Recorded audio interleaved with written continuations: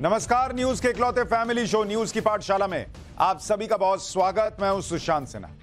ये वो पाठशाला जहां सबकी क्लास लगती है और खबर का हर चैप्टर इतने विस्तार से खुलता है कि आप उस खबर के मास्टर होकर निकलते हैं। तो सबसे पहले रोज की तरह बता दूं कि आज पाठशाला में क्या क्या है। शीश महल का पिटाई कांड, केजरीवाल पर बड़ा खुलासा आपके लिए लेकर आया हूं। केजरीवाल की पॉलिटिक्स को समझाने वाला बड़ा खुलासा। दिल्ली में 7 लोकसभा सीटों पर किसका मीटर तेज घूम रहा है। बंगाल में नया बवाल, छठे चरण का पलट गया कैसे पूरा हाल, आज आपको यह भी दिखाऊंगा। बंगाल में ऐसा क्या हो गया कि ममता बनर्जी बैकफुट पर चली गई हैं। सावधान हो जाइए, क्या आप भी नकली पनीर तो नहीं खा रहे हैं। आज इसका चैप्टर भी है। लेकिन पाठशाला शुरू करने से पहले दिन भर का रिवीजन, उसके बाद पहला चैप्टर।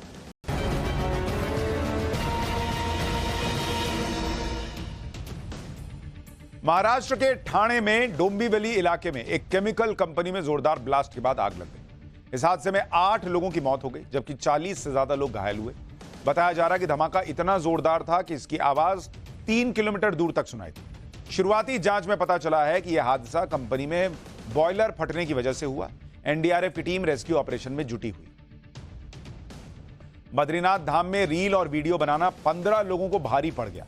पुलिस ने सभी लोगों का चालान कर दिया है और उनके मोबाइल फोन जब्त कर लिए। हालांकि करीब 8 घंटे के बाद सभी लोगों के मोबाइल फोन चेतावनी देकर लौटा दिए गए। 4 धाम यात्रा में श्रद्धालुओं को परेशानी से बचाने के लिए उत्तराखंड सरकार ने चारों धामों के परिसर में 50 मीटर के दायरे में मोबाइल फोन ले जाने पर बैन लगाया हुआ है। मध्य प्रदेश के बुरहानपुर में 7 साल की बच्ची के रेप के बाद हत्या के आरोपी के घर और दुकान को आज बुलडोजर चलाकर गिरा दिया गया। भारी पुलिस बल की मौजूदगी में प्रशासन ने आरोपी के अवैध निर्माण को ध्वस्त किया। वारदात से गुस्साए लोगों ने प्रशासन ने आरोपी का घर तोड़ने के लिए ज्ञापन दिया था। इलाके के लोगों ने गिरफ्तार किए गए आरोपी को फांसी दिए जाने की मांग की। शेयर बाजार ने आज तूफानी तेजी से भागते हुए नया इतिहास रच दिया। एक तरफ सेंसेक्स ने अपना पुराना रिकॉर्ड तोड़ते हुए 1200 अंकों से ज्यादा का उछाल दर्ज किया और 75,418 के हाई लेवल को छू दिया। वहीं निफ्टी भी 350 अंक से ज्यादा उछाल के साथ 22,967 के लेवल पर पहुंच गया है। तो ये हो गया दिन भर का रिवीजन। अब पाठशाला की पहली क्लास, जिसमें केजरीवाल की पॉलिटिक्स का असली चेहरा बताने वाला बड़ा खुलासा होगा। केजरीवाल ने आज पहली बार शीश महल पर कुछ बोला है भाई, पहली बार।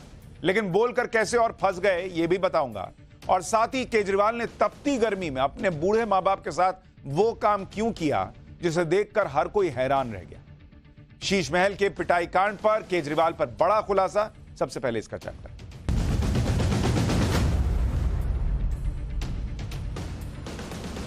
अरविंद केजरीवाल सियासत का कीचड़ साफ करने का दावा करके पॉलिटिक्स में आए थे बॉस। लेकिन आज की डेट में वो खुद एक ऐसा सियासी दलदल पैदा कर चुके हैं जिसमें वो और उनकी पार्टी फंसती चली जा रही। एक के बाद एक घोटालों के आरोप, आलीशान शीश महल में रहकर अपने वादों की धज्जियां उड़ाना, जिनको घोटालेबाज बताया उनके साथ गठबंधन करना, एक महिला सांसद की मुख्यमंत्री के घर में पिटाई और फिर आरोपी को बचाने और महिला सांसद को फंसाने के आरोप। आम आदमी पार्टी और केजरीवाल इतना इस दलदल में धंस चुके हैं, इतना धंस चुके हैं और सवालों के दलदल में भी धंस चुके हैं कि निकलना मुश्किल होता जा रहा है उनके लिए। और इसलिए रोज नई कहानी, रोज नया सियासी ड्रामा चल रहा है। आज हम केजरीवाल की सोच और उनकी पॉलिटिक्स पर बड़ा खुलासा करेंगे। ऐसा खुलासा जो केजरीवाल की सोच को पूरी तरह एक्सपोज कर देगा। लेकिन पहले देखिए कि दिल्ली में वोट पड़ने के ठीक पहले जब केजरीवाल पर महिला सांसद का साथ न देने का आरोप लगने लगा, सेंटिमेंट पूरा स्वाति मालीवाल की तरफ चला गया, तो उन्होंने आज नया पैतरा खेल दिया। वैसे तो सियासी स्टंटबाजी में अरविंद केजरीवाल का ना कोई जोड़ है ना कोई तोड़ है, लेकिन आज तो उन्होंने हद ही कर दी। दिल्ली में परसों वोटिंग होने वाली है और वोटिंग से ठीक पहले केजरीवाल एंड कंपनी ने एक नई स्टंटबाजी कर दी। अभी खुलासे पर आऊंगा, लेकिन पहले जरा इस नई स्टंटबाजी को देखिए। अपनी राजनीति में आज केजरीवाल अपने बूढ़े माता पिता को घसीट कर भी ले आए। वो बूढ़े माता पिता जिनके लिए ठीक से चलना मुश्किल है, उन्हें केजरीवाल हाथ पकड़कर भरी धूप में आज घुमा रहे थे। इतनी ज्यादा गर्मी है, लू चल रही है, मौसम विभाग ने रेड अलर्ट जारी किया हुआ और केजरीवाल अपने बूढ़े बीमार मां बाप को लेकर इस छोर से उस छोर घर के जा रहे हैं गर्मी में, तपती गर्मी में। और किस लिए बॉस? सिर्फ इसलिए कि इससे उन्हें कुछ सिंपैथी मिल जाए। उसका वीडियो बना के डाल रहे हैं। हर तरफ लोग इन तस्वीरों को देखकर हैरान रह गए और सोशल मीडिया से लेकर हर जगह कहने लगे कि ऐसा तो बहुत सिर्फ केजरीवाल ही कर सकते हैं, जो कभी अपने बच्चों की झूठी कसम खाते हैं तो कभी बूढ़े माता पिता को भी सियासत में खींच कर ले आते हैं, उनके सहारे भी राजनीति करते हैं। आज केजरीवाल और उनकी पार्टी ने दिन भर यही सब किया, लेकिन आप टाइमिंग देखिए कि जिस वक्त लोग स्वाति मालीवाल से पिटाई के मामले में केजरीवाल से सवाल कर रहे हैं, खुद स्वाति मालीवाल केजरीवाल को एक्सपोज कर रही हैं, ठीक उसी वक्त केजरीवाल अपने बुजुर्ग माता पिता के नाम पर इमोशनल कार्ड खेल रहे हैं। और क्यों यह इमोशनल कार्ड है, मैं आपको फैक्ट्स के साथ बताऊंगा। कल रात से केजरीवाल एंड कंपनी यह माहौल बना रहे थे कि स्वाति मालीवाल के केस में केजरीवाल के माता पिता से दिल्ली पुलिस पूछताछ करेगी। अब पुलिस तो कहीं दिखी नहीं, ना पुलिस आई, लेकिन केजरीवाल ने अपने लिए पूरा माहौल बना दिया। 1 मिनट 31 सेकंड का यह वीडियो देखते जाइए। इस वीडियो में अरविंद केजरीवाल अपने माता पिता के साथ दिख रहे हैं। अरविंद केजरीवाल अपने शीश महल के उस हिस्से में निकलते दिख रहे हैं जिसमें उनका परिवार रहता है।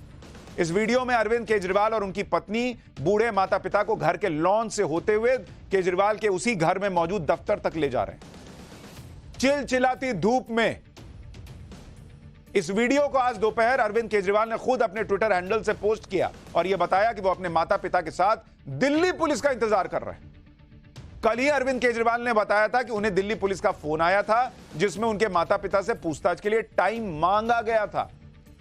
इसलिए केजरीवाल ने वीडियो जारी करते हुए दिखाया कि वो अपने माता पिता के साथ दिल्ली पुलिस का इंतजार और पूछताछ के लिए एकदम तैयार है।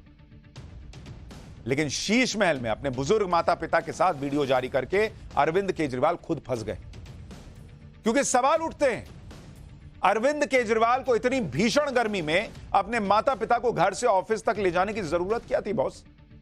अरविंद केजरीवाल को क्या जरूरत थी कि अपने माता पिता को कड़ी धूप में टहलाकर उसका वीडियो बनाकर दिखा रहे हैं? अगर पुलिस को केजरीवाल के माता पिता से पूछताछ करनी भी थी तो वो केजरीवाल के घर के अंदर जाकर पूछताछ कर लेती। भाई, पुलिस ने तो ये नहीं कहा था कि आप केजरीवाल जी अपने माता पिता को दफ्तर में लेके बैठिए, हम वहीं आएंगे, हम आपके घर में नहीं घुसेंगे। ऐसा बोला था क्या पुलिस ने? या केजरीवाल खुद पुलिस को कह देते कि भाई जिस ड्राइंग रूम में स्वाति मालीवाल को पीटने का आरोप है वहीं आप आ जाइए, माता पिता वहीं बैठे हैं एसी में, आप उनसे पूछताछ कर लीजिए। पुलिस को पूछताछ करनी होगी तो वो ये तो नहीं कहेगी कि बूढ़े माता पिता को घर से बाहर निकालो, वो घर के अंदर बैठकर पूछताछ कर लेगी। और केजरीवाल जी ने तो अपने ट्वीट में खुद लिखा था कि पुलिस ने उनसे पूछताछ के लिए समय मांगा है। ये तो नहीं लिखा उन्होंने कि पुलिस ने ऑर्डर दिया है कि सुनो अपने मां बाप को लेकर आ जाना थाने। ये तो नहीं लिखा ना, आपने खुद ही कहा कि पुलिस ने समय मांगा। पुलिस पहुंच भी नहीं गई, पुलिस ने समय मांगा। तो जब पुलिस समय मांग कर आ रही थी और अभी पहुंची भी नहीं थी, आप पहले ही वीडियो बनाने लगे कि देखो मेरे माता पिता को मोदी जी परेशान कर रहे हैं। यानी क्लियर कट दिख रहा है कि केजरीवाल अपने बूढ़े माता पिता के नाम पर सियासी स्टंटबाजी कर रहे हैं। और यह स्टंटबाजी पूरी क्रोनोलॉजी के साथ प्लान की गई, क्योंकि कल रात ही अरविंद केजरीवाल ने अचानक सोशल मीडिया पर यह बताया कि दिल्ली पुलिस उनके बूढ़े माता पिता और बीमार माता पिता से कल पूछताछ करने आई। इस जानकारी को बताने का मकसद भी थोड़ी देर में क्लियर हो गया, जब आम आदमी पार्टी ने एकदम से इस घटना को दिल्ली के चुनाव से जोड़ दिया और पूरी आम आदमी पार्टी ने केजरीवाल के माता पिता का जिक्र करते हुए इमोशनल कार्ड खेलना शुरू कर दिया। दिल्ली में 2 दिन बाद चुनाव है। आम आदमी पार्टी को लग चुका है कि इस मुद्दे से तो केजरीवाल को हमदर्दी मिल जाएगी, इसलिए केजरीवाल को यह जानकारी देने के कुछ ही देर में आम आदमी पार्टी के नेताओं की तरफ से एकदम से माहौल बना दिया गया कि देखो कैसे मोदी जी पुलिस के जरिए केजरीवाल के बूढ़े माता पिता को परेशान कर रहे हैं, कैसे मोदी जी अत्याचार कर रहे हैं। आम आदमी पार्टी ने पूरा माहौल सेट कर दिया कि केजरीवाल से बदला लेने के लिए पीएम मोदी जी इस हद तक चले गए कि केजरीवाल के बूढ़े माता पिता को परेशान कर रहे हैं। यह तक कह दिया गया कि केजरीवाल के बुजुर्ग माता पिता को प्रताड़ित करने का जवाब दिल्ली की जनता अपने वोट से देगी। कभी दिल्ली की जनता इसलिए वोट दे ताकि केजरीवाल जी जेल न जाएं, कभी दिल्ली की जनता इस बात के लिए वोट दे कि उनके माता पिता को परेशान कर दिया। दिल्ली की जनता देश के लिए वोट देगी कि बॉस खाली आपके घर में क्या चल रहा है और आपके जीवन में क्या चल रहा है, इस बात के लिए वोट देने के लिए बैठी है। जब रात तक आम आदमी पार्टी ने पीएम मोदी के खिलाफ पूरा माहौल बना दिया तो फिर सुबह प्लानिंग का दूसरा पार्ट शुरू हुआ, ऐसा लगता है।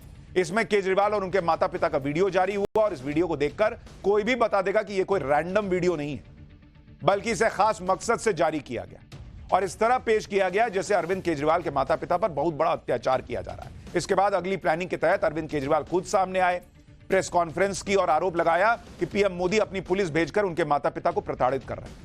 एक बार अरविंद केजरीवाल को सुनिए, फिर बताता हूं कि कैसे इस वीडियो को जारी कर अरविंद केजरीवाल खुद फंस गए। आज तो आपने सारी हदें, सारी सीमाएं पार कर दी। आपने मुझे तोड़ने के लिए मेरे बूढ़े और बीमार माँ बाप को निशाना बनाया। मेरी माँ बहुत बीमार रहती है, वो कई बीमारियों का शिकार है।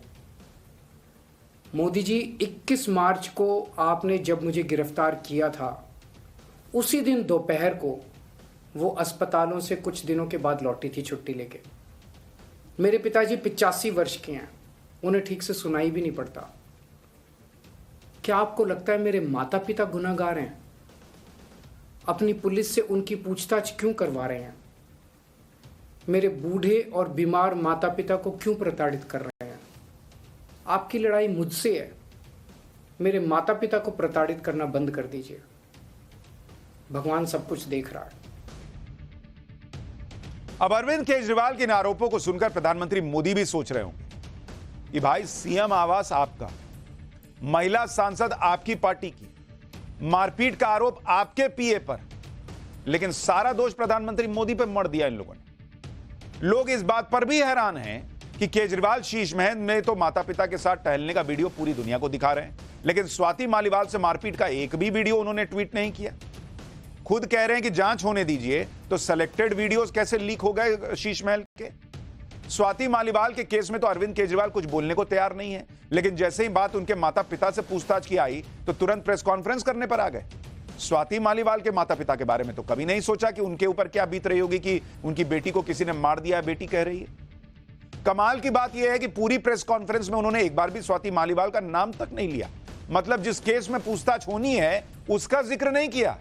लोग ये भी पूछ रहे हैं कि जिस शीश महल को केजरीवाल ने दुनिया की नजरों से छिपा कर रखा था, किसी को अंदर नहीं जाने दिया, अब विक्टिम कार्ड खेलना है तो शीश महल का वीडियो खुद जारी कर रहे हैं।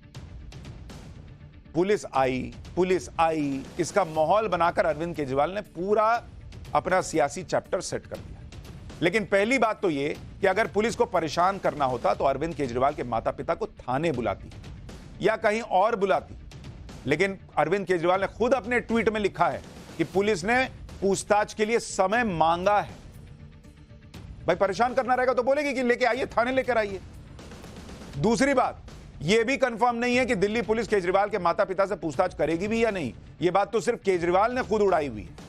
तीसरी बात, अगर मान लो केजरीवाल के माता पिता से पुलिस पूछताछ भी करेगी तो इसे प्रताड़ना किस एंगल से मान लिया? भाई, उन पे कोई केस तो नहीं किया, उन पे कोई आरोप तो नहीं लगाया, कहीं कोई घटना हुई है, आसपास अगर लोग हैं तो क्या उन लोगों से पूछ भी नहीं सकती पुलिस कि माताजी आपने कुछ सुना था, पिताजी आपने कुछ सुना था?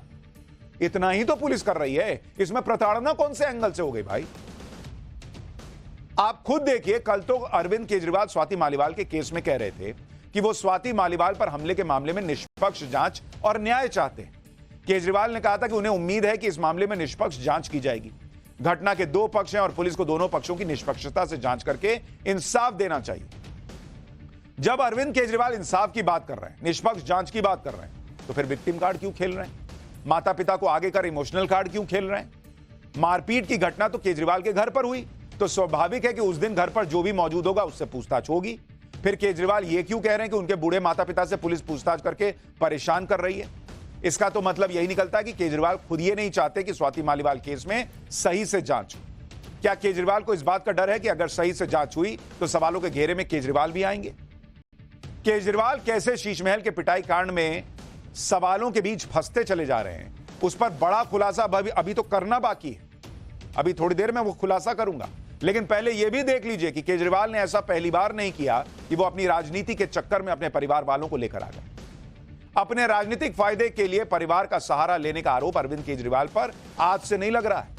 अपनी राजनीति की शुरुआत में ही केजरीवाल ऐसा कर चुके हैं। साल 2013 था और आम आदमी पार्टी ने पहली बार चुनाव लड़ा था। दिल्ली में आम आदमी पार्टी को 28 सीटें आई थी। सरकार बनाने के सवाल पर केजरीवाल ने बच्चों की कसम खाकर कहा था कि वो ना कांग्रेस से गठबंधन करेंगे और ना ही बीजेपी से। लेकिन उसके कुछ ही दिनों बाद केजरीवाल ने बच्चों की कसम तोड़ते हुए कांग्रेस के समर्थन से सरकार बना ली थी। तभी वो अपने परिवार को पहली बार पॉलिटिक्स में ले आए थे, कसम खाकर। सुनिए केजरीवाल का 2013 का बयान। बच्चों की कसम है, ना बीजेपी से गठबंधन करेंगे ना कांग्रेस से गठबंधन करेंगे। बच्चों की कसम है, ना बीजेपी से गठबंधन करेंगे ना कांग्रेस से गठबंधन करेंगे। बच्चों की कसम है, ना बीजेपी से गठबंधन करेंगे ना कांग्रेस से गठबंधन करेंगे।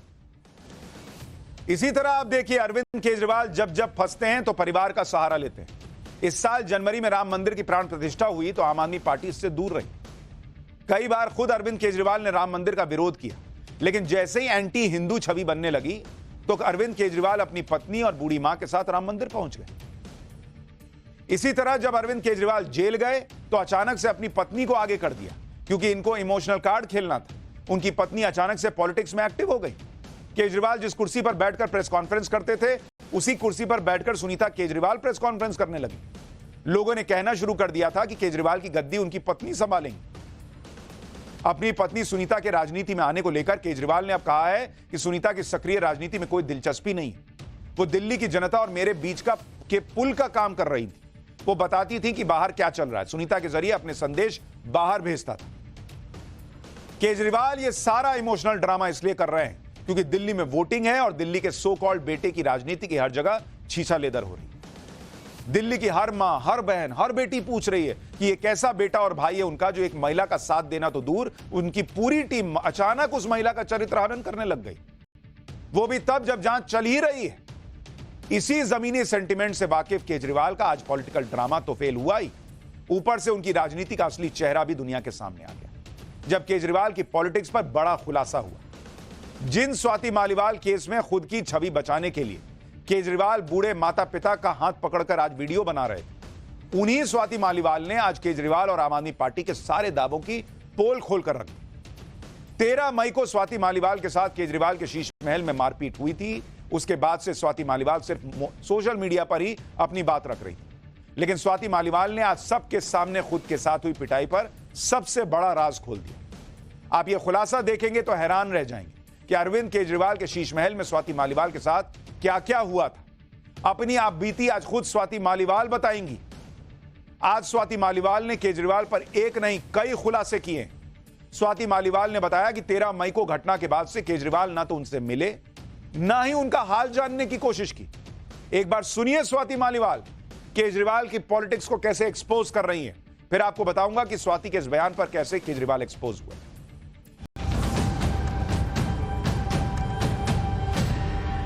मैं ये कह रही हूँ कि मेरे साथ बहुत बुरी तरीके से मार पिटाई हुई है। अब बहुत सारे सवाल उठते हैं। वो जो सवाल हैं कि कैसे पिटी, क्यों पिटी, विभव ने अकेले मारा, क्या किसी के इंस्ट्रक्शंस पे मारा, ये सारी चीज़ें अब मैटर ऑफ इन्वेस्टिगेशन है। दिल्ली पुलिस के साथ मैं पूरी तरीके से कोऑपरेट कर रही हूँ। हाँ, मैं ये भी है, लेकिन मैं किसी को क्लीन चिट नहीं दे रही, क्योंकि फैक्ट ये है कि मैं ड्राइंग रूम में थी, अरविंद जी घर पे थे और मुझे बहुत बुरी तरीके से पीटा गया। मैं चीख रही थी, चिल्ला रही थी, पर कोई आया नहीं। ये भी फैक्ट है कि आज तक इतना सब कुछ हो जाने के बावजूद मेरे पास अरविंद जी का कोई कॉल नहीं आया और वो मुझसे अभी तक नहीं मिले। स्वाति मालीवाल आरोप लगा रही हैं, खुद बता रही हैं कि पिटाई के बाद ना तो केजरीवाल उनसे मिले, ना एक फोन किया। जिन स्वाति मालीवाल को केजरीवाल खुद लेडी सिंघम बताते थे, केजरीवाल तो कह रहे हैं ना कि मैं उस वक्त ड्राइंग रूम में नहीं था। तो आपको तो स्वाति मालीवाल और विभव कुमार दोनों के बातों पर यकीन करना चाहिए। विभव को तो साथ लेकर घुमा रहे हैं और स्वाति मालीवाल कह रही हैं कि हमको एक फोन तक नहीं किए। यही महिला को न्याय दे रहे हैं आप। एक बार स्वाति मालीवाल को फोन करके तो पूछ लेते कि स्वाति क्या हुआ तुम्हारे साथ, जरा तुम भी बताओ। दो पक्ष हैं, आप खुद कह रहे हैं विभव को साथ लेकर घूम रहे हैं, तो विभव ने अपना पक्ष तो बताया होगा। स्वाति से, एक महिला से, जो आदमी कह रहा है कि वो दिल्ली का बेटा है, उसने एक फोन करके नहीं पूछा कि स्वाति तुम्हारे साथ क्या हुआ था। इतना तो केजरीवाल कर ही सकते थे कि जो महिला उनके घर पर पीटी गई, आरोप लग रहा है, उसका हालचाल ही पूछ लेते। केजरीवाल ने यह भी करना जरूरी नहीं समझा। इसलिए जब केजरीवाल कहते हैं कि इस मामले की निष्पक्ष जांच हो, सच्चाई सामने आए, तो साफ तौर पर यही दिखता है कि वो महिला सांसद को पीटने वाले का बचाव कर रहे हैं शायद, क्योंकि वो तो घटना के बाद भी पीटने वाले को अपने साथ लेकर घूम रहे थे। आज यही बात स्वाति मालीवाल ने कहकर उन्हें फिर एक्सपोज कर दिया। आज स्वाति मालीवाल ने खुलकर अरविंद केजरीवाल पर विभव को बचाने का आरोप लगाया। सुनिए स्वाति मालीवाल ने क्या कहा, फिर आपको केजरीवाल पर एक और खुलासा बताऊंगा।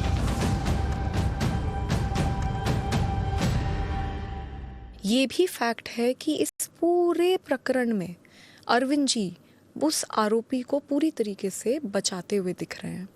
वो उसको लेके लखनऊ घूम रहे हैं, वो उसके लिए प्रोटेस्ट पे सड़क पे उतरे। इतना तो उन्होंने मनीष जी जब अरेस्ट हुए थे उनके लिए भी नहीं करा। तो ये जो चल रहा है और पूरी तरीके से पूरी पार्टी में हर इंसान को इंस्ट्रक्शंस दिए गए हैं कि मेरा कैरेक्टर असैसिनेट करो, मेरे विक्टिम शेमिंग करो, मुझे मतलब बुरी तरीके से टॉर्चर करो। तो ये मुझे जो दिख रहा है इसको लेकर मैं किसी को भी क्लीन चिट नहीं दे रही, but definitely I want the Delhi police to investigate the matter in a very free and fair manner, because बहुत बड़े बड़े लोग हैं एंड प्रॉपर इन्वेस्टिगेशन होना चाहिए और उसके बाद जो भी सच है उसको सामने आना चाहिए।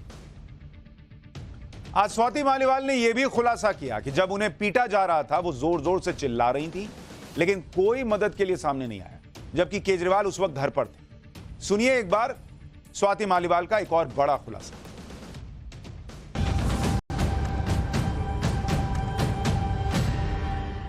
मुझे बताया गया था कि अरविंद केजरीवाल जी घर में हैं और वो मुझसे मिलने आने वाले हैं और मैं बहुत ज़ोर ज़ोर से चीख के हेल्प मांग रही थी, लेकिन कोई मदद के लिए नहीं आया। मैं बहुत ज़ोर ज़ोर से चीख रही थी, चिल्ला रही थी। सच तो ये है कि कोई मदद के लिए नहीं आया। पुलिस अब इस बारे में इन्वेस्टिगेट कर रही है कि क्या हुआ, क्यों हुआ और किसके इंस्ट्रक्शंस पे मैं पीटी गई हूँ। ये सारी चीज़ों पे अभी इन्वेस्टिगेशन चल रहा है और दिल्ली पुलिस के साथ मैं पूरी तरीके से कोऑपरेट कर रही हूँ। तो इस वक्त अब इससे ज़्यादा मैं क्या बोलूँ, because it's a matter of investigation. आखिर विभव को अरविंद केजरीवाल क्यों बचा रहे हैं? यही तो आरोप लग रहा है ना उन पर कि वो विभव को बचा रहे हैं। इसके बारे में भी स्वाति मालीवाल ने बताया। स्वाति ने कहा कि आज की तारीख में विभव कुमार केजरीवाल के सबसे बड़े राजदार और सबसे करीबी हैं। सुनिए स्वाति मालीवाल को।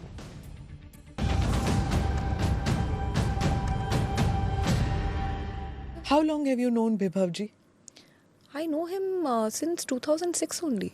Since 2006. क्या वो बहुत करीबी रिश्ता है उनका अरविंद जी के साथ? हाँ, स्टार्टिंग में नहीं था, लेकिन अब अरविंद केजरीवाल जी के सबसे बड़े राजदार और सबसे करीबी आदमी इस वक्त विभव कुमार हैं। वो कोई मामूली पीए नहीं है। अगर आप उनका घर देखें तो उनका घर इतना आलीशान उनको घर दिया गया है, इतना तो किसी मंत्री को भी दिल्ली में नहीं घर मिला हुआ है। तो वो एक बहुत रसूखदार और बहुत पावरफुल आदमी है इस वक्त इस पूरी पार्टी में, और पूरी पार्टी उनसे डरती है और उनके ऊपर असॉल्ट का केस पहले भी हो रखा है। तो ये सब बातें हैं एंड डरती है? क्यों डरते हैं लोग? लोग डरते हैं उनका जो मतलब ऐसा एक पूरी पार्टी में मैसेज है कि अगर विभव नाराज हो गया आपसे तो फिर आप खत्म हो पार्टी में। स्वाति मालीवाल कह रही है कि विभव केजरीवाल के सबसे बड़े राजदार। यही बात कई लोग विभव के बारे में कह चुके हैं कि पार्टी के अंदर उन्हें केजरीवाल की परछाई कहा जाता है, और जिस तरह से केजरीवाल और उनकी पार्टी विभव के साथ खड़ी है उससे भी यही दिखता है कि विभव का काफी रसूख है। लेकिन सवाल तो यह है कि ऐसा क्या राज है जो विभव जानते हैं कि इस हद तक लोग उनको बचाने के आरोप लग जाएं कि एक महिला के खिलाफ जाकर उनको बचाया जा रहा है, फिर भी उनको बचाया जाए।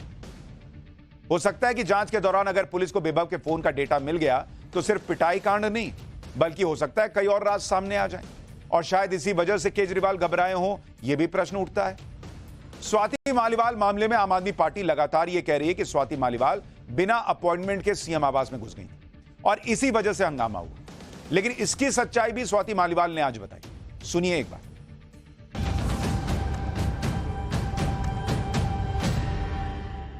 मैं अपॉइंटमेंट लेके तो हार्डली कभी गई हूँ। जब मैं घर गई हूँ तब तो मैंने कभी भी अपॉइंटमेंट नहीं लिया।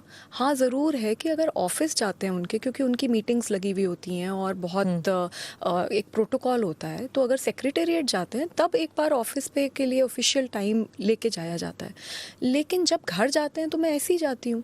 ये कहते हैं कि मैं ट्रेसपास कर रही थी, मेरे पास कोई अपॉइंटमेंट नहीं था। तो मैं ये जानना चाहती हूँ कि अगर मैं ट्रेसपास कर रही थी तो फिर तो गेट पे ही रोक देते, फिर अंदर से अंदर तक मैं पहली बात कैसे चली गई। और दूसरी बात जो ये कहना चाह रहे हैं कि मेरे पास कोई जी अपॉइंटमेंट ही नहीं था, तो मैं तो हमेशा ऐसे ही गई हूँ। मुझे हल्का सा इल्म भी नहीं था कि अगर ऐसे में मतलब आज कुछ मेरे साथ होने वाला है। और अगर उनको लगता है कि अपॉइंटमेंट लेना बहुत इंपॉर्टेंट है तो उसी वक्त वहीं पे मेरे को बोल देते कि भाई बाहर चले जाओ, मैं बाहर चली जाती। मतलब आप अपॉइंटमेंट लेके नहीं आएगा कोई सो कॉल्ड तो आप उसको पीट दोगे, और वो भी उस इंसान को जो आज तक कभी आपके घर में अपॉइंटमेंट लेके आया ही नहीं। मैं तो 20 साल से जानती हूँ, वो हमारे घर आते हैं, हम उनके घर जाते हैं, तो ये तो बहुत अजीब बात है। आप देख रहे हैं स्वाति मालीवाल कितने बड़े बड़े आरोप लगा रही हैं और कितने बड़े खुलासे कर रही हैं कि आज से नहीं, वो हमेशा से बिना अपॉइंटमेंट के केजरीवाल जी के घर गई हैं। तो फिर अपॉइंटमेंट की बात क्यों की जा रही? आम आदमी पार्टी ने यह भी आरोप लगाया कि स्वाति मालीवाल के साथ इतनी बड़ी घटना हुई तो उन्होंने एफआईआर करने में इतना समय क्यों लगा दिया। इस पर स्वाति मालीवाल ने बड़ा खुलासा किया। स्वाति मालीवाल ने बताया कि संजय सिंह उनसे मिलने आए थे, सख्त एक्शन का भरोसा दिया था, लेकिन जब ऐसा नहीं हुआ तब उन्होंने पुलिस के पास जाने का फैसला किया। सुनिए स्वाति मालीवाल के इस इंटरव्यू का यह हिस्सा, फिर बताऊंगा कि 13 मई की सुबह स्वाति के साथ जो हुआ वो कैसे रोंगटे खड़े कर देने वाला था।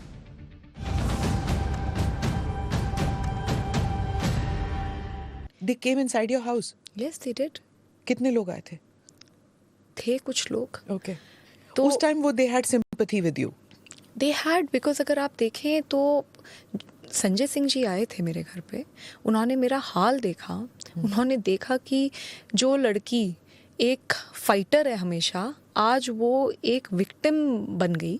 उन्होंने वो सब कुछ देखा। मैं रो रही थी, मैं पेन में थी और मैं बार बार सबको बता रही थी कि मेरे साथ क्या हुआ। उन्होंने मेरा हाल देखकर वो अरविंद जी के घर पे भी गए, उन्होंने विभव से भी बातचीत करी, ऐसा उन्होंने मुझे बताया।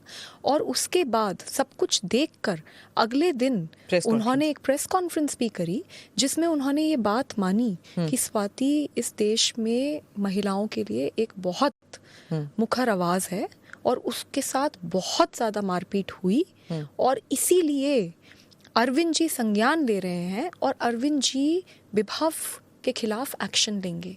ये प्रेस कॉन्फ्रेंस पूरे देश ने देखी है। मुझे बोला गया कि आप कंप्लेंट मत कीजिए, हम एक्शन लेंगे। पर अगले ही दिन हमने देखा कि किस तरीके से विभव कुमार लखनऊ में इन लोगों के साथ दिखे। तो मुझे एक इतनी ग्लानि की फीलिंग हुई कि मैंने इतनी महिलाओं को हिम्मत दी और उन्होंने इतनी बड़ी बड़ी लड़ाइयाँ मेरे कहने पे लड़ी, और मैं क्यों नहीं कंप्लेंट फाइल कर रही। I have to file a formal complaint because it is a criminal case. ये कोई ऐसा केस नहीं है जिसको a party can brush it off under the carpet. यानी स्वाति मालीवाल का दावा है कि वो शुरुआत में इसलिए चुप रही क्योंकि संजय सिंह, जो उन्हें अपनी बहन बताते हैं, वो आए मिलने के लिए और उन्होंने कहा एक्शन होगा। लेकिन जब अगले दिन देखा कि विभव को तो साथ लेके घूम रहे हैं केजरीवाल, क्या ही एक्शन हुआ, तब जाकर उन्होंने एक्शन लेने की खुद सोची और गई पुलिस के पास, या पुलिस आई और उन्होंने कंप्लेंट दर्ज कराई। ये सब तो आपने सुना कि किस तरह से आम आदमी पार्टी ने पूरी कोशिश की थी कि किसी भी तरह से स्वाति मालीवाल पुलिस में शिकायत न करे। ये खुद बता नहीं ना, उन्हीं का तो आरोप है, एफआईआर न करे, लेकिन स्वाति ने शिकायत कर दी। सुनिए स्वाति मालीवाल खुद बता रही हैं कि उनके साथ 13 मई को केजरीवाल के शीश महल में कितनी बुरी तरह से पिटाई हुई। फिर आपको बताऊंगा कि क्या इस झगड़े की वजह राज्यसभा की सीट है।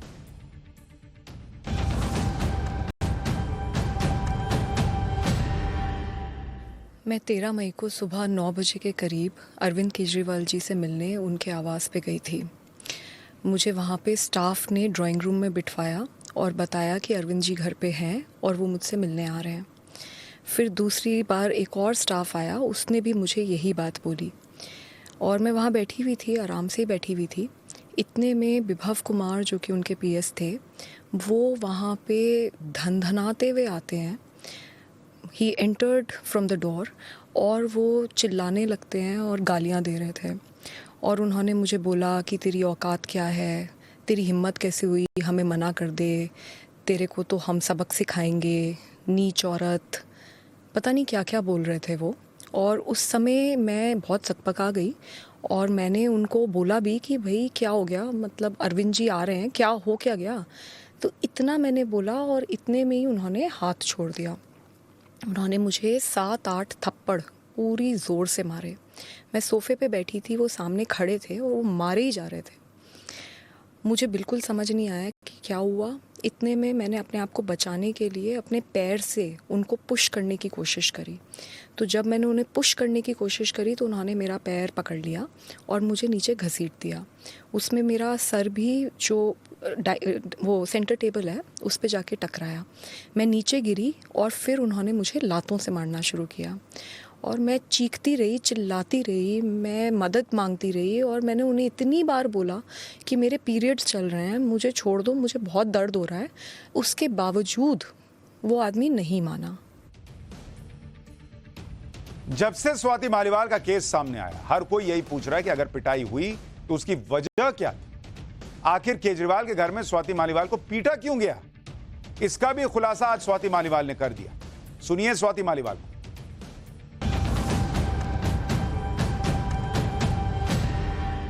अगर मेरी राज्यसभा की सीट उनको वापस चाहिए थी, अगर वो प्यार से मांगते तो मैं जान दे देती। एमपी तो बहुत छोटी बात है और मेरा अगर आप पूरा करियर देखेंगे तो मैंने कभी भी कोई भी पद की लालसा नहीं दिखाई अपनी ज़िंदगी में। तो मेरे को एमपी शिप की कोई लालसा नहीं है। ये मुझे प्यार से बोलते तो मैं हर हाल में रिज़ाइन कर देती, मुझे कोई समस्या नहीं है। मुझे नहीं लगता कि कोई पद में मैं बंधी हूँ। मेरे को लगता है कि मैंने बहुत काम किया है और मैं काम बिना पद के भी कर सकती हूँ। लेकिन जिस तरीके से इन्होंने मुझे मारा और पीटा है, अब चाहे दुनिया की कोई शक्ति लग जाए, मैं किसी भी हाल में रिज़ाइन नहीं करूँगी। मुझे पता चल रहा है, मुझे बताया जा रहा है कि इसी वजह से मुझे कैरेक्टर असैसिनेशन करा जा रहा है, विक्टिम शेमिंग करी जा रही है। मैं बिल्कुल रिज़ाइन नहीं करूँगी। यानी स्वाति मालीवाल की माने तो सारी लड़ाई राज्यसभा सीट को लेकर है, ऐसा लगता है। स्वाति मालीवाल ये भी कह रही हैं कि अगर वो गलत हैं तो उनका पॉलीग्राफ टेस्ट और नार्को टेस्ट करा लिया जाए। वो चैलेंज दे रही हैं भाई कि मेरा नार्को टेस्ट कर लो। जबकि स्वाति के पूर्व पति नवीन जयहिंद का कहना है कि अगर किसी का नार्को टेस्ट होना चाहिए तो केजरीवाल का होना चाहिए, जिससे सारी सच्चाई बाहर आ जाएगी। सुनिए स्वाति मालीवाल के पूर्व पति नवीन जयहिंद को। मुख्यमंत्री गया कि हाँ मैं नार्को टेस्ट के लिए तैयार हूं, सबका होना चाहिए, वहां जितने भी इस मामले में थे सबका करवा दो। मुख्यमंत्री गया कि हाँ मैं नार्को टेस्ट के लिए तैयार हूं, सबका होना चाहिए, वहां जितने भी इस मामले में थे सबका करवा दो। यानी स्वाति मालीवाल को सुनने के बाद एक चीज तो स्पष्ट है कि ठीक है, उस वक्त केजरीवाल उस कमरे में तो नहीं था, लेकिन उस घर में वो मौजूद थे। और अगर स्वाति मालीवाल की बातें सच्ची हैं, आरोप सारे सच्चे हैं कि वो चीख रही थी, तो ये कैसे संभव है कि कोई नहीं आया और किसी को कुछ सुनाई नहीं दिया? केजरीवाल स्वाति मालीवाल से पिटाई का सच नहीं बता रहे, उन पर बार बार आरोप लग रहा है। वैसे ही वो अपने सरकारी बंगले शीश महल का भी सच छिपाते आ रहे हैं। एक इंटरव्यू में अरविंद केजरीवाल से जब शीश महल पर सवाल किया गया तो उन्होंने कहा कि दिल्ली के सीएम के पास कोई आवास नहीं था, इसलिए बनवाया, और कल जो भी दिल्ली का सीएम बनेगा वो उसमें रहेगा। शीला जी मथुरा रोड पर रहती थी, फिर बाद में वो मोतीलाल नेहरू मार्ग पर रहने लगी। जब मैं सीएम बना तब तक वहां मनमोहन सिंह शिफ्ट हो गए, इसलिए मैं इस घर में शिफ्ट हुआ। यह घर 1940 में बनवाया गया था। एक रात बेडरूम की छत गिर गई, दूसरे दिन स्टडी रूम की छत गिर गई। पीडब्ल्यूडी ने बताया कि यह घर जर्जर हो चुका है और इसे फिर से बनाना पड़ेगा। अगर आप देश में दूसरे मुख्यमंत्रियों के घर से इसकी तुलना करेंगे तो यह शीश महल आपको मामूली लगेगा। शीश महल पर अरविंद केजरीवाल ने पहली बार सफाई तो दी, लेकिन यहां भी वो आधा अधूरा सच बताने लगे। पहली बात तो यह कि कागजों में पीडब्ल्यूडी ने रेनोवेशन की बात कही थी, जबकि केजरीवाल का घर पूरा तोड़कर नया बनाया गया। अगर घर इतना ही जर्जर था तो कागज पर भी लिखते ना बॉस कि तोड़ के नया बना रहे, वहां रेनोवेशन क्यों लिखे, मरम्मत क्यों लिखे? दूसरी बात, केजरीवाल ने शीश महल की पूरी बात पीडब्ल्यूडी पर डाल दी कि पीडब्ल्यूडी ने कहा था कि घर जर्जर हो गया, फिर से बनाना पड़ेगा। अगर सब कुछ पीडब्ल्यूडी के कहने पर हुआ तो ऐसे दस्तावेज सामने क्यों आए जिसमें यह साफ साफ लिखा था कि शीश महल में बहुत से बदलाव मैडम चीफ मिनिस्टर के कहने पर किए गए?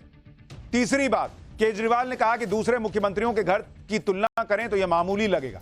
अगर ऐसी ही बात है तो वो शीश महल को छिपाते क्यों हैं? पूरी मीडिया को दिखा क्यों नहीं देते कि उनका शीश महल कितना मामूली है? खोलें दरवाजा, हम भी लेके जाएंगे, कैमरा दिखाएंगे कि कितना मामूली सा घर है अरविंद केजरीवाल का।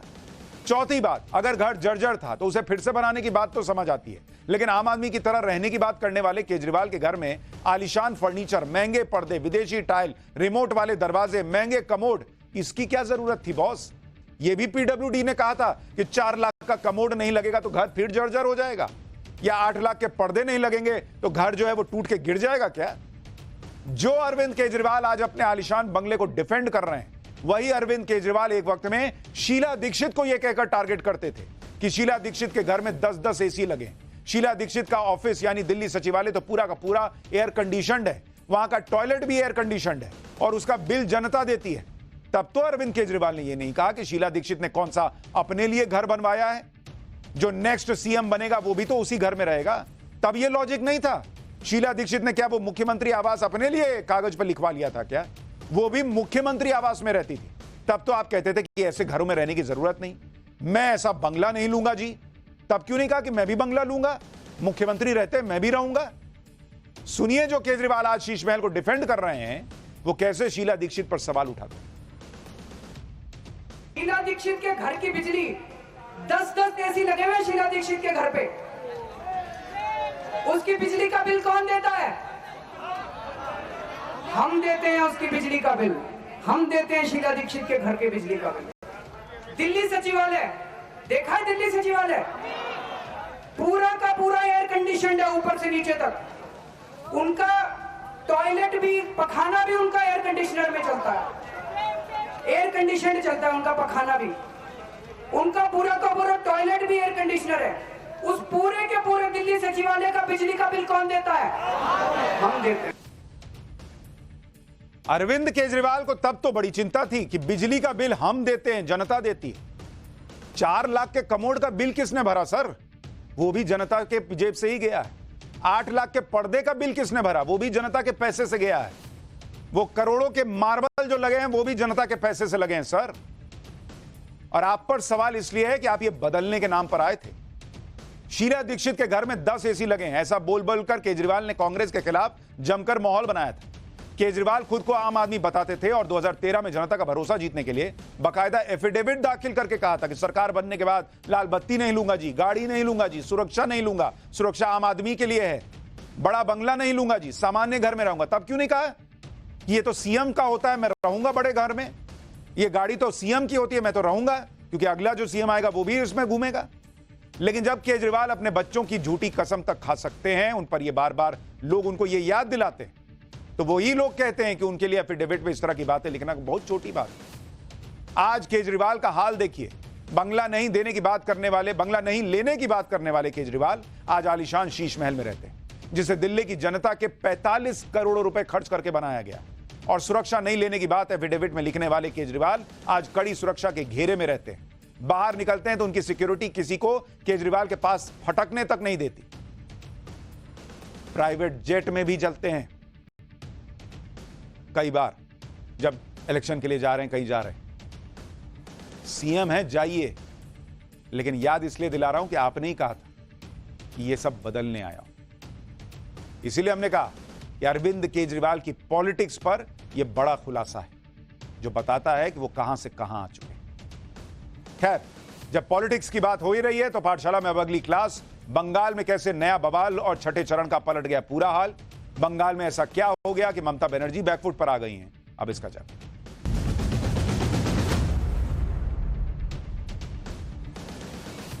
लोकसभा चुनाव में इंडी गठबंधन लगातार यह नैरेटिव फैलाने में जुटा रहा कि मोदी सरकार फिर आई तो संविधान खत्म हो जाएगा, लोकतंत्र खतरे में आ जाएगा। सीएम ममता बनर्जी भी बंगाल में बार बार यही कह रही हैं कि लेकिन आप देखिए छठे चरण के चुनाव से पहले ममता बनर्जी के बंगाल में क्या हो रहा है। बंगाल के नंदीग्राम में बीजेपी की महिला कार्यकर्ता की बेरहमी से हत्या का आरोप लग रहा है। आरोप है कि टीएमसी समर्थकों ने बीजेपी के कई कार्यकर्ताओं के घरों में घुसकर धारदार हथियारों से हमला किया। इस हमले में बीजेपी के एक कार्यकर्ता की मौत की खबर है, जबकि कई कार्यकर्ता घायल हुए हैं। महिला कार्यकर्ता की हत्या से भड़के बीजेपी कार्यकर्ताओं ने आज नंदीग्राम में जबरदस्त प्रदर्शन किया। बीजेपी कार्यकर्ताओं ने कई इलाकों में सड़कें जाम की। बवाल बढ़ा तो पुलिस ने बीजेपी कार्यकर्ताओं को लाठीचार्ज करके खदेड़ना शुरू किया। प्रदर्शन कर रहे बीजेपी कार्यकर्ताओं पर जमकर लाठियां बरसाई गई। इससे पहले प्रदर्शन कर रहे बीजेपी कार्यकर्ताओं ने हिंसा में शामिल लोगों के घरों में तोड़फोड़ की, कई दुकानों को आग लगा दी। बीजेपी ने पुलिस पर हत्या के आरोपियों से मिलीभगत का आरोप लगाया और ममता सरकार के खिलाफ जमकर नारेबाजी भी की। नंदीग्राम में छठे चरण यानी 25 मई को वोटिंग होनी है, इसलिए हंगामा बढ़ने के बाद टीएमसी नेताओं ने भी वहां पहुंचने की कोशिश की, लेकिन हत्या से नाराज गुस्साए लोगों ने टीएमसी नेताओं का रास्ता रोक दिया और टीएमसी गो बैक के नारे लगाने शुरू किए। देखिए वहां क्या माहौल था।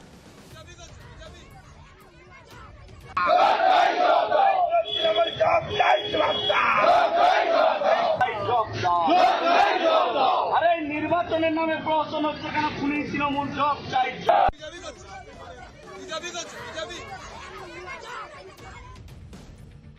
बीजेपी कार्यकर्ता की हत्या की जानकारी मिलते ही बीजेपी नेता और बंगाल में नेता विपक्ष शुभेंदु अधिकारी भी नंदीग्राम पहुंच गए। शुभेंदु अधिकारी की नंदीग्राम पुलिस स्टेशन में मौजूद पुलिस अधिकारियों के साथ तीखी बहस हो गई। शुभेंदु अधिकारी ने पुलिस पर बीजेपी कार्यकर्ता की हत्या करने वालों के खिलाफ एफआईआर दर्ज करने की मांग की। शुभेंदु अधिकारी ने नंदीग्राम के थाना प्रभारी पर हत्या के आरोपियों को बचाने का आरोप लगा दिया और नंदीग्राम में हालात संभालने के लिए सेंट्रल फोर्सेस से मोर्चा संभालने की अपील। पहले शुभेंदु अधिकारी को सुनिए, फिर आपको बताऊंगा नंदीग्राम में बीजेपी कार्यकर्ता की हत्या पर टीएमसी ने क्या कहा। शेड्यूल कास्ट को खून कर दिया, लेडीज को 56 ईयर्स ओल्ड। ये सब टीएमसी का ऑफिस है। आप लोग कश्मीर को सीधा कर दिया, बंगाल को सीधा कर दीजिए। शेड्यूल कास्ट हमारी माँ को खत्म कर दिया। रुथिबा लाड़ी 56 ईयर्स ओल्ड, एससी दलित वुमेन, और मोदी जी का सपोर्टर है, इसलिए ये लोग यूज नहीं करेगा। आप हेडक्वार्टर में बात कीजिए, डीआईजी साहब का साथ बात कीजिए, आपका सीओ का साथ बात कीजिए, एरिया का पोजीशन लीजिए और गुंडा को भगाइए। जो खून किया वो आईसी के साथ मीटिंग करके किया है। वहीं टीएमसी ने नंदीग्राम में हुई बीजेपी कार्यकर्ता की हत्या को पार्टी की अंदरूनी लड़ाई का नतीजा बताया। पूरे मामले पर टीएमसी नेता कुणाल घोष ने क्या कहा है वो सुनिए, फिर आपको बताऊंगा बीजेपी ने ममता बनर्जी के किस बयान को नंदीग्राम हिंसा की वजह बताया। वहां पर इनफाइटिंग है भाजपा में, वो पुराना भाजपा और नई भाजपा, इसमें एक डिफरेंस चल रहा है और इलेक्शन जब करीब नजदीक आ रहा है वो ये झमेला बढ़ रहा है, तो पुलिस को ये देखना पड़ेगा ये उसका ये नतीजा है क्या इनफाइटिंग है। और वो लोग जानते हैं नंदीग्राम से तृणमूल का लीड बहुत होगा, तो उसका एक एक एक एक दिस काइंड ऑफ इंसिडेंट चाहिए था जो वो इलाका में थोड़ा गोलमाल, थोड़ा सेंटिमेंट क्रिएट करने के लिए। तो इसके पीछे ये कंस्पिरेसी है कि नहीं है, ये भी पुलिस को देखना पड़ेगा। उधर बीजेपी ने सीएम ममता बनर्जी के भड़काऊ बयानों को नंदीग्राम में भड़की हिंसा की वजह बताया। बीजेपी ने ममता बनर्जी का 16 मई को हल्दिया में हुई एक चुनावी रैली का वीडियो शेयर किया। इस रैली में ममता बनर्जी ने नंदीग्राम में हार का बदला लेने की बात कही थी। असल में 2021 में हुए विधानसभा चुनाव में बीजेपी के शुभेंदु अधिकारी ने नंदीग्राम सीट पर ममता बनर्जी को हरा दिया था, जिस पर लोकसभा चुनाव का प्रचार करने हल्दिया पहुंची ममता बनर्जी ने कहा कि विधानसभा चुनाव से पहले चुनाव आयोग की मदद से डीएम और एसपी को बदल दिया गया और उन्हें धोखे से हराया गया। वो उसका बदला जरूर लेंगी, छोड़ेंगी नहीं। आगे ममता बनर्जी ने कहा कि वो आज या कल नंदीग्राम में हुए धोखे का बदला जरूर लेंगी और यह बदला कब, कहां और कैसे लेना है यह समय तय करेगा।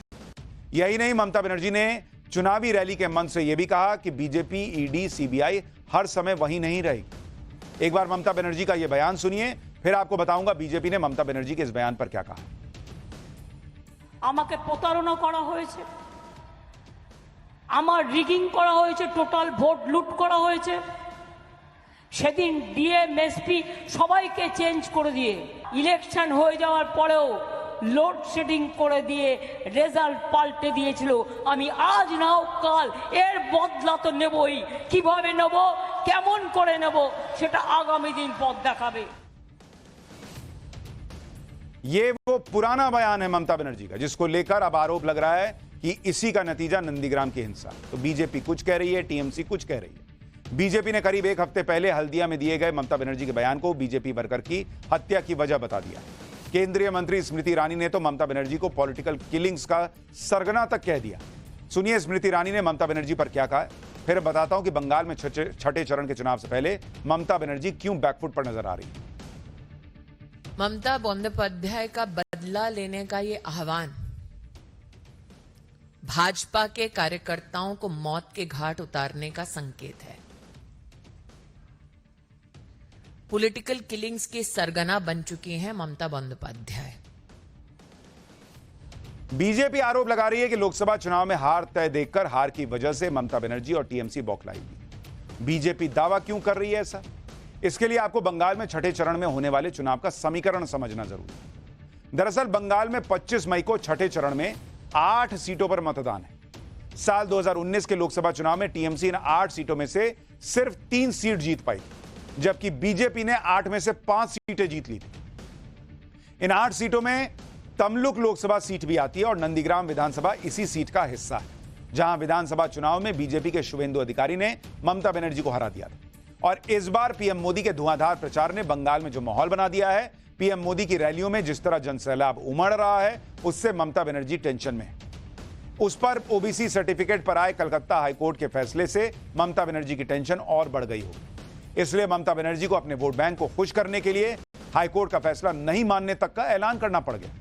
ममता बनर्जी ने आज फिर कह दिया कि वो हाईकोर्ट का ऑर्डर नहीं मानेंगी और वेकेशन के बाद सुप्रीम कोर्ट में अपील करेंगी।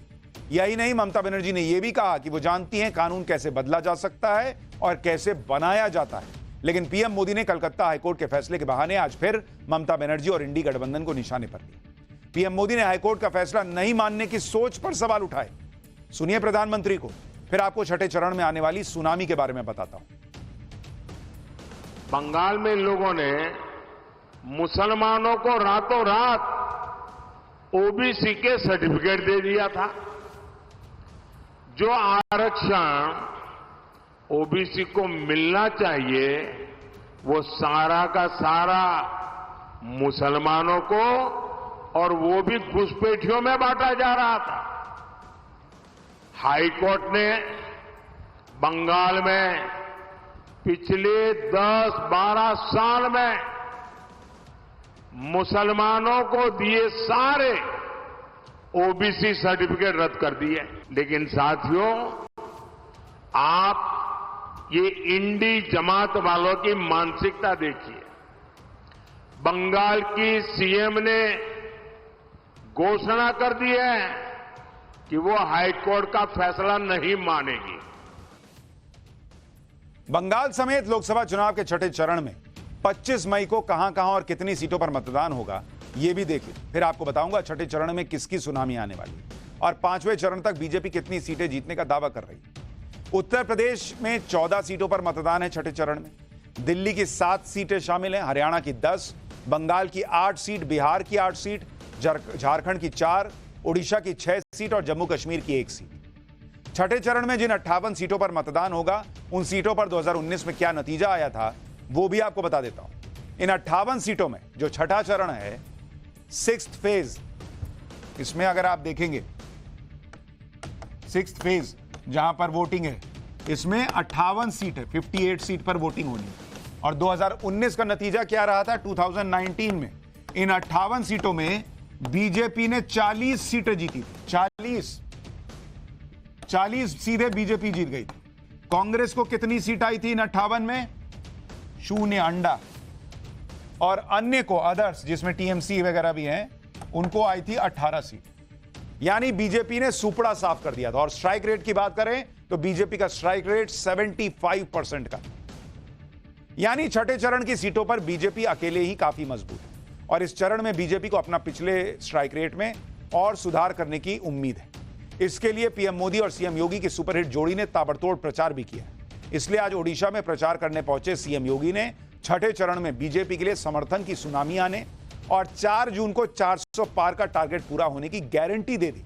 पहले सीएम योगी को सुनिए, फिर बताता हूं कि 5 चरण के चुनाव पर अमित शाह ने क्या भविष्यवाणी की। चाहे वह कांग्रेस हो, टीएमसी हो, बीजेडी हो या फिर इंडी गठबंधन से जुड़ा हुआ कोई भी अन्य घटक हो, ये पूरी तरह भारत विरोधी आचरण इन लोगों का है। इनकी नीतियां आतंकवाद को, नक्सलवाद को बढ़ावा देने वाला है। मतांतरण को बढ़ावा देने वाला है, अराजकता को, भ्रष्टाचार को बढ़ावा देने वाला है, गरीब के हक पर डकैती डालने वाला है। और इसलिए भारतीय जनता पार्टी आपके पास आई है। मोदी जी के नेतृत्व में पूरे देश के अंदर भारतीय जनता पार्टी के पक्ष में जो लहर है अब वो सुनामी बन चुकी है। और आप देखना 4 जून को जब परिणाम आएंगे तो 4 जून के परिणाम में अब की बार 400 पार का लक्ष्य पूरा होगा। बाकी के बचे चरणों में यूपी में क्लीन स्वीप का माहौल बनाने के लिए आज अमित शाह ने भी यूपी में तूफानी अंदाज में प्रचार किया। अमित शाह ने सिद्धार्थनगर, संत कबीर नगर, अंबेडकर नगर और प्रतापगढ़ में चुनावी रैली की। चुनावी रैली में अमित शाह ने 5 चरण के चुनाव के नतीजे बता दिए। अमित शाह ने दावा किया कि 5 चरण के चुनाव में बीजेपी को 310 सीटें आ चुकी हैं। वहीं अमित शाह ने कांग्रेस के 40 सीट और अखिलेश यादव के 4 सीट पर सिमटने का दावा कर दिया। पहले अमित शाह को सुनिए, फिर यूपी में छठे चरण का चुनावी समीकरण बताता हूं। 5 चरण में मोदी जी 310 पार कर 400 की ओर बढ़ रहे हैं। और भाइयों बहनों, कांग्रेस और समाजवादी पार्टी का सुपड़ा साफ हो। मेरी बात याद रखना, और राहुल बाबा मिले तो बता भी देना, इनको 40 से ज्यादा सीटें नहीं मिलने वाली है।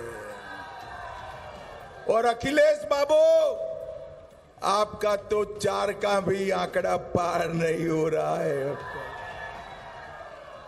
मोदी जी निश्चित रूप से इस देश के तीसरी बार प्रधानमंत्री बनने जा रहे हैं। मित्रों, तीसरी बार। अमित शाह के अपने दावे हैं, इंडी गठबंधन के अपने। सियासी सरगर्मी तो बढ़ी हुई है, लेकिन चुनाव तो अपने पूरी गर्मी पर है ही। चुनाव के अलावा भी देश में भयंकर गर्मी पड़ रही। गर्मी के साथ एक अलग मुसीबत यह है कि अगर खाने पीने पर ध्यान नहीं दिया तो बड़ी दिक्कत हो सकती है। तो आपको सावधान करने वाला चैप्टर लाया हूं। क्या आप पनीर खाने के शौकीन हैं और क्या आप नकली पनीर तो नहीं खा रहे हैं? अब इसका चैप्टर।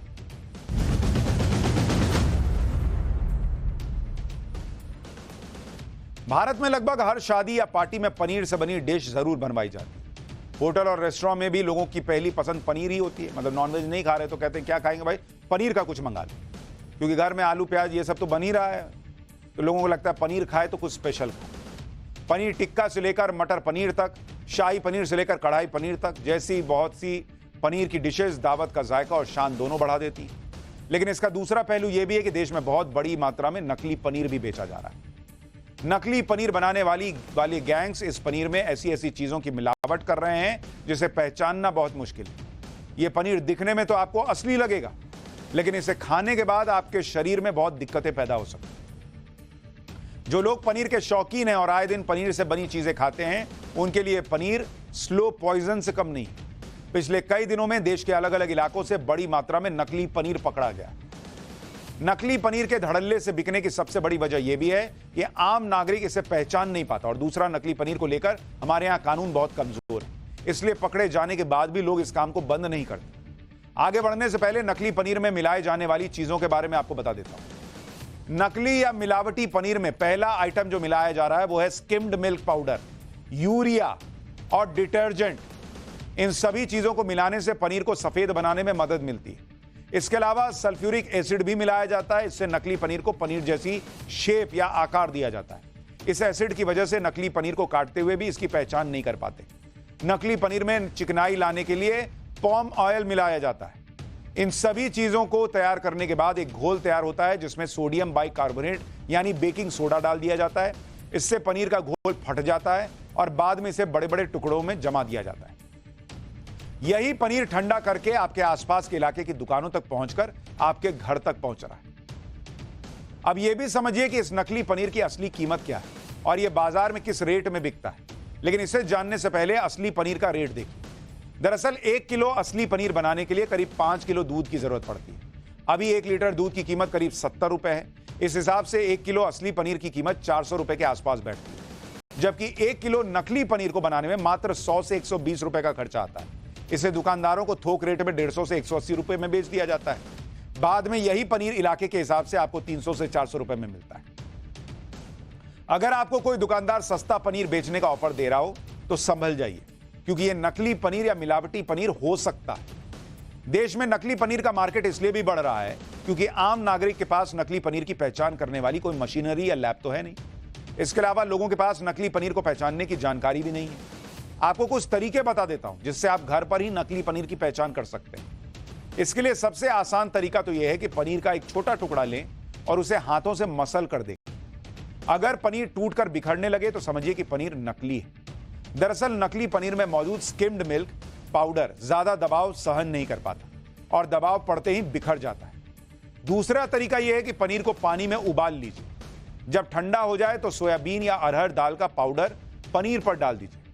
अगर 10 मिनट बाद पनीर का रंग लाल होना शुरू हो जाए तो समझिए कि पनीर में डिटर्जेंट या यूरिया की मिलावट की गई। इसके अलावा पनीर पर कुछ बूंदे आयोडीन टिंचर की डालें।